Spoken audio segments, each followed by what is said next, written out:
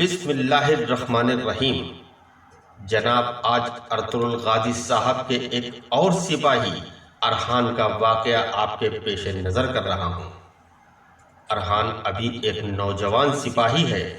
اللہ کی محبت اور اس کے حبیب رسول اکرم صلی اللہ علیہ وسلم کی محبت سے اس کا دل روشن ہے۔ زیادہ تر اللہ کی عبادت میں مشغول رہتا ہے اور اپنے پیارے نبی کے بتائے ہوئے راستے پر چلتا ہے۔ ارحان ایسے تو حافظ قرآن تھا، مگر اس نے اپنے لباس میں اندر ایک ایسی بڑی جیب بنا رکھی تھی تاکہ وہ قرآن کو اپنے سینے سے لگا کر رکھ سکے، اور جب جہاں جیسے اس کو موقع ملتا رہے وہ قرآن کی تلاوت کرتا رہے۔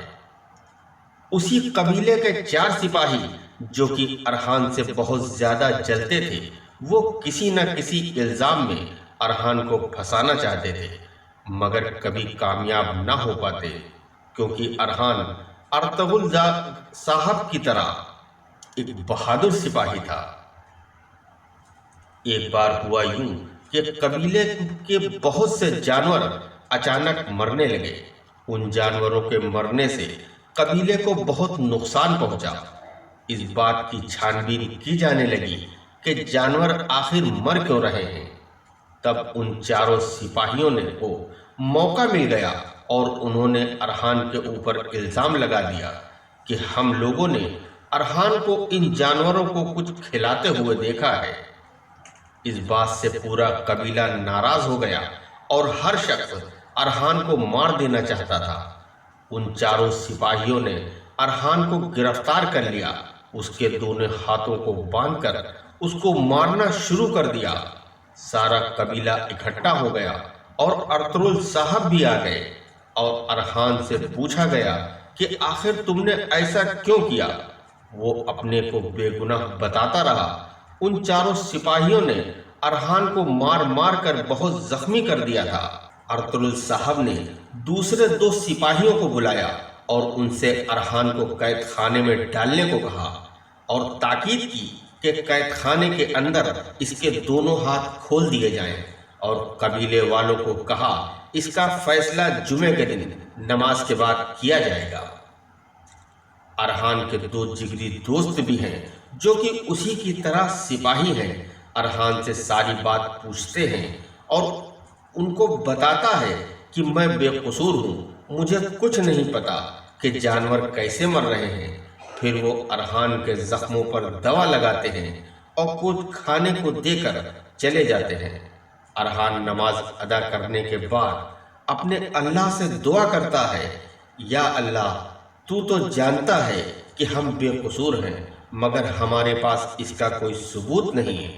اللہ اس الزام سے ہم کو نجات دلا دے۔ اللہ، ہم کو موت سے ڈر نہیں لگتا، ہم تیری راہ میں ہر وقت قربان ہونے کے لیے تیار ہیں، مگر الزام کے ساتھ مرنا نہیں چاہتے۔ اور پھر قرآن کی تلاوت کرنے لگتا ہے، کیونکہ قرآن وہ اپنے پاس ہی رکھتا ہے۔ آدھی رات گزر جانے کے بعد ارحان ابھی تہجد کی نماز پڑھ رہا تھا، اتنے میں ارطغرل صاحب آ جاتے ہیں اور اس کی نماز مکمل ہونے کا انتظار کرنے لگتے ہیں۔ نماز مکمل ہونے کے بعد ارحان سے سلام دعا کرتے ہیں اور وہ اس سے کہتا ہے، بھائی آپ اتنی رات میں کیسے آ گئے؟ تو وہ بتاتے ہیں کہ مجھے کچھ بے چینی محسوس ہوئی اور دل میں تمہارا خیال آیا اور میں چلا آیا۔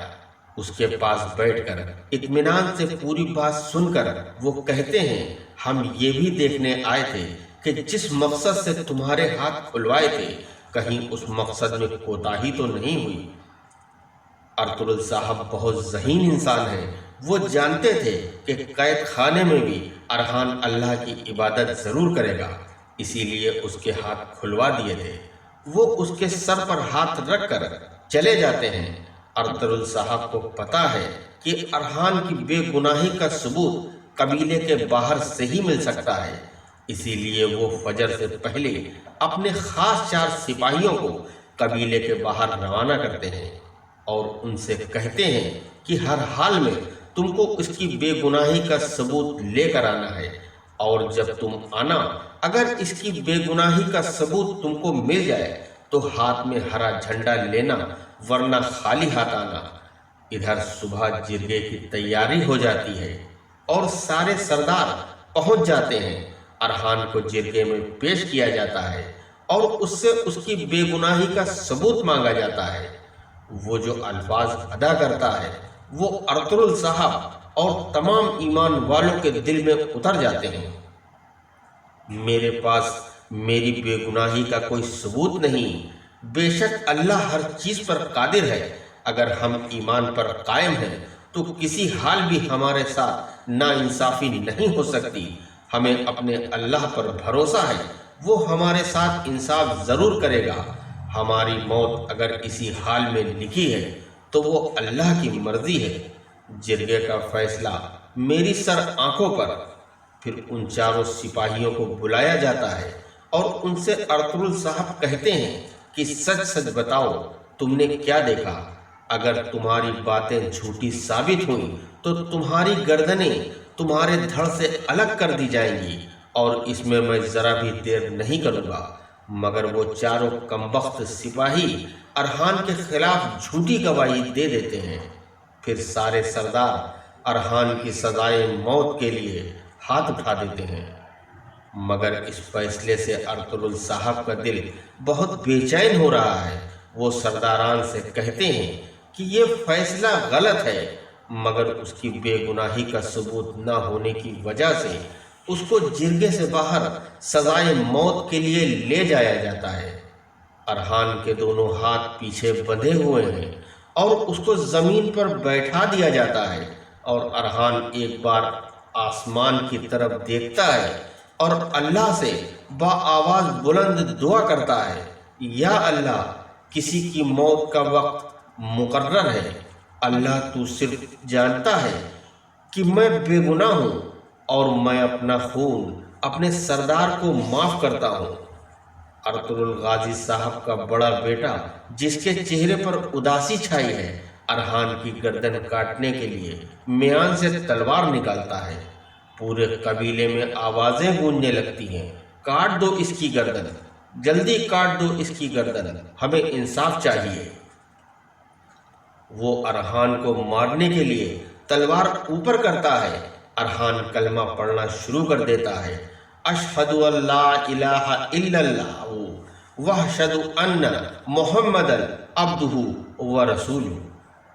وہ ارحان کے اوپر وار کرنے جا ہی رہا تھا، تبھی ارطغرل صاحب اس کو روک دیتے ہیں۔ سبھی لوگ حیران ہو کر ارطغرل صاحب کی طرف دیکھنے لگتے ہیں۔ ارطغرل صاحب اپنے ان سپاہیوں کے ہاتھ میں ہرا جھنڈا دیکھ لیتے ہیں جن کو ارحان کی بے گناہی کا ثبوت لانے کے لیے قبیلے سے باہر بھیجا تھا۔ جب وہ سپاہی قریب آتے ہیں تو ارطغرل صاحب سے بتاتے ہیں کہ یہاں کے کئی قبیلوں میں اسی طرح سے جانور مرے ہیں۔